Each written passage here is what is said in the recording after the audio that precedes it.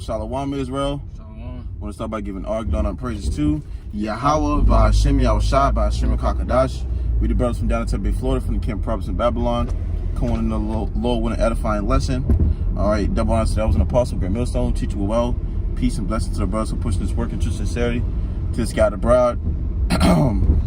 And as you can see, man, you know, this guy Tory Lanez is he's in, you know, a serious, you know, predicament right now with the industry.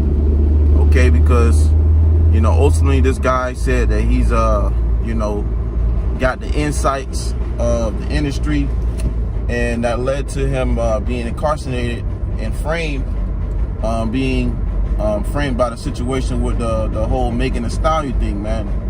You know, reason this came to the play, all right, to being a lesson, because this guy is saying that he's afraid for his life, man. Okay, he's afraid for his life, and this is what happens when you are, you know, signing the contract to these devils, man, or making agreements, okay, be a part of this world, man. You see, now this guy's in prison, okay, doing, I believe, 10 years, if I'm not mistaken, or plus, for a false accusation that supposedly had happened, man. You know, they went to court for these things, and you know, the elites got the best of them, man. The industry got the best of them. All right, but shows you that signing away to these devils and messing around and doing the things of this world can lead you to having nothing, and it ultimately could be of death. So, you know, we're gonna grab some scriptures and break it out, you know, quick to the point. Lord, when you're edified, you got it, brother. This is the book of Proverbs, chapter 11 and verse 4. Riches profit not in the day of wrath, but it says, but righteousness delivereth from death. Right. So riches profit not in the day of wrath, man. You see, knowing that at the end of the day, when all hell breaks loose, man, all these riches that you see these people have, okay, all these things that they might have consumed on this side, it's not gonna profit them in the day of wrath, man. Yeah. When things get rough, when ultimately, when the Lord brings great destruction upon this place, man. Yeah. You see, and a simple example is this guy being in a predicament where Esau has a hold on you. He can use anything and everything against you. You see, and clearly those riches he have had ain't gonna profit him, you know, to the day of wrath, man. Because guess what? Now he's sitting in there doing time, and you know, through faith, man, we believe that this place is gonna be shut down. Yeah. You know, Lord, will it be next year, this year? You know, who knows? But 10 years from now, man, we're hoping that this place be destroyed by then. You see, and this guy has to sit in a damn cell and suffer and deal with the consequences when it comes to, you know, making those agreements with Esau, man. Esau, Edom, so-called white man. You see, now he's afraid for his life because Esau can have, you know, hooligans in there attack you in the most worst way. You see, because this guy was cracking the code, as he was saying. Okay, he cracked the code. He can get his masters. He can get these you know, things rolling. He can, you know, pretty much, you know, make a way where he don't have to need the people that he has signed himself away to. Yeah. As soon as he cracked the code, they cracked the whip on his eye. You know, it can be taken from you in the blink of an eye. Mm-hmm. You know, we working and striving for a crown that can't be taken from us, man. No man can take that crown from us. That's right. All right. So, but Esau took this dude's crown, put him in prison, and now you see riches can't even deliver him from, you know, those niggas in prison. They can't deliver him from his 10-year sentence. Mm-hmm. You know, money can't buy you mercy, man. That's right. You know, not from the Lord at least. Right. Okay? And you know, when you in slavery, your money don't matter. When you locked down in that motherfucking chambers, your money don't matter no more. Your money becomes obsolete. Right. You gotta be subject to those 10 years. And Tory Lanez a small dude, man. Mm-hmm. He's a small dude, so of course he's fearing for his life in there, man. Them niggas gonna go to throwing him around like a fucking rag doll, man. Mm-hmm. You know, there's nothing he can do about it. Nobody gonna want to protect him in there. Okay? But Esau took away all this man's protection. Esau said, you cracked my system? Alright. Let's see you cracked the slavery system, nigga. It reminded him that he was still a nigga. It reminded him that he was still a slave, man. Right. And that's the brutal, you know, price you gotta pay, you know, messing around with these devils, man. So you got people who still want to be rappers, want to still be entertainers, want to still be a part of this world, man. You know, and this world will not profit you from the day of wrath, man. Right. This will not even profit you from being incarcerated, okay, at any point in time, man. You see, so these riches that you know, these people receive on the side is temporary, man. It shows you that they are in a sorrowful state. You know, it shows you that if you try even at the slightest envying these things, you could be in a predicament like Tory Lanez, Young Thug, or goddamn, you know, anybody that's incarcerated behind these things, man. You see? I got a designer. Designer. Yeah. This guy bugging the fuck out, man. They ordered this guy to register as a sex offender, man. You know, that just goes to show you that you ain't in your kingdom, Jake. This ain't your arrest, man. Jake tried to get it. They tried to come up some other way. Right. And find out that it wasn't the right way. Find out that way ultimately fucked you over in the end, man. Exactly. Ecclesiasticus chapter 10 and verse 9. Why is earth and ashes proud? There is not a more wicked thing than a covetous man. For such an one setteth his own soul to sale, because while he liveth he casteth away his bowels. So there's not a more wicked thing than a covetous man. Alright, like Tory Lanez. Tory Lanez got that position because he was covetous. Because he wanted what he saw everybody else having. You hear it from these rappers all the time. These new and upcoming rappers. Oh man, my idol was so-and-so, or my idol was Lil Wayne, my idol was Drake. I always wanted to be like this and that. You know, and then they got that money and shit. And a few weeks later, they're coming out with videos talking about, this ain't not what I expected it to be. I sold my soul and I want it back. I can't get it back. You know, these niggas crying and shit. These niggas talking about they battling anxiety demons and insomnia and then all sorts of demons. Depression. They battling. Yep, depression demons. You know, they're talking about it's lonely at the top. Well, you had that one guy. What's his name? Okay, what was it? Something Osiris. Osiris or something like that. That guy, man, he's a prime example. But guess what? He's still a part of it. You see? You can talk all that good talk, you can talk all that sorrow, depression, but they gonna still do it at the end of the day, man, because they put their life on the line with the devil, man, with Esau. They signed that contract. They signed that contract. Unless they want to be on the news talking about a suicide, an unexpected suicide. Yeah. You know, which we know what that means. It means they killed them niggas, man. You know, they sacrificed them niggas. What it say? What shall profit a man if you can grab that? What shall profit a man shall gain the whole world and lose his own soul? Because see, this is what this world provides. It gives you, you know, the option. Okay, yeah, go ahead. You know, yeah, this is available. You know, but in the whole time, you know, it's a slap in the face, man. Like what's his name said, Kanye West, man.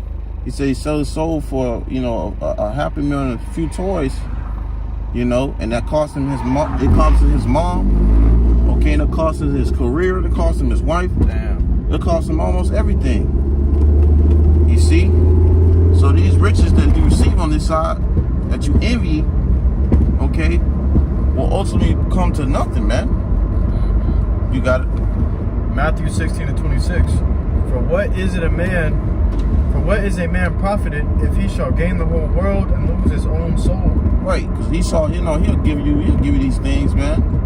You know, he'll tell you, he'll give you this and all that. But go ahead. Or what shall a man give in exchange for his soul? Right, because according to those things, those deals, Esau wants a requirement, the initiation of that you are agreeing to this deal or this agreement. And what is that? That means you either make certain sacrifices. See, when you going to sign a deal with these devils, man, or doing any kind of evil works with these devils, they require rituals and they require sacrifices and they require, you know, evil works. You see? And with that required, you know, you got to sacrifice a family member. You got to sacrifice your bowels. You know, you got dudes who bending over the black couch and get popped. All right, grown ass men get popped just to become a millionaire, famous rapper, just to turn around and be depressed and sick in the head because of the sacrifices he had to make, man. Yep. This is butt broken. This is the price you got to pay. You know, to be famous in this life. You see? But go ahead. That was it on that. Bring it back from the top up, Kashawn. It says, "For what is a man profited if he shall gain the whole world and lose his own soul?" Right. And that's what a lot of these people do, man. They want to be famous. This guy, Tory Lanez, wanted to be famous. You know, he had a one-hit wonder song that blew up. And it turned out, you know, he was in the industry, and, you know, doing all this craziness. And look at him now. You know, this is the prime example. You see, we warn, you know, for the ones that's truly seeking the Lord in true sincerity, or the ones that just not hearing, we warn, we give this message to warn the flock, man, letting you know, like, the profits, the benefits, this world will lead to nothing but death and destruction. That's right. You see? Because these guys, man, they did it for a corruptible crown. We doing it for an incorruptible crown. You see, when we seeking the Lord in truth and sincerity, the righteousness and falling out the righteousness will deliver you from death, man. Right. You see? Exactly, because we're going up the right way, the way you're supposed to go. You know, and it takes time. But niggas are impatient. That's the problem. That's why the scripture say, "He that endure unto the end, the same shall be saved." To endure means to be patient, to suffer. To be patient means to suffer. So he that can suffer unto the end, the same shall be saved. These niggas sold their soul because they couldn't suffer until the end. They couldn't wait. Oh man, I gotta get out the hood. I gotta save my family. I want to be a neighborhood hero. No, man. You know, the Lord ain't coming for niggas like that. The scripture say, "No man shall buy you."